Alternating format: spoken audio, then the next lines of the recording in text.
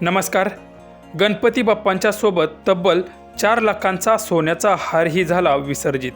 पण शेवटी काही तासांतच घडला असा चमत्कार. पुढे सविस्तर बातमी पाहण्याआधी चॅनलवरती तुम्ही नवीन असाल तर आपला आरजी मराठी न्यूज चॅनल जरूर सबस्क्राईब करून घ्या. 1.5 दिवसाच्या गणपतीनंतर हळूहळू लाडके बाप्पा आता सर्वांचा निरोप घेत आहेत.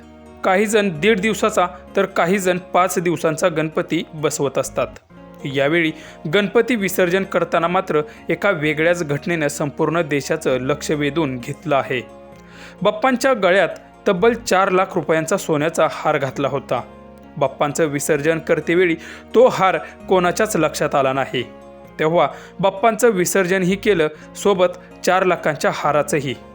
ही घटना बंगळूरमध्ये घडली असून सर्वजण बाप्पांचं विसर्जन करून घरीही आले. त्यानंतर घरातील एका व्यक्तीच्या लक्षात तो हार आला आणि घरात एकच गोंधळ उडाला. तेव्हा मात्र सर्वांनीच बाप्पांना विसर्जित केलेल्या तलावाकडे धाव घेतली. परंतु तेथील प्रशासकीय अधिकाऱ्यांनी मात्र त्यांना दाद दिली नाही.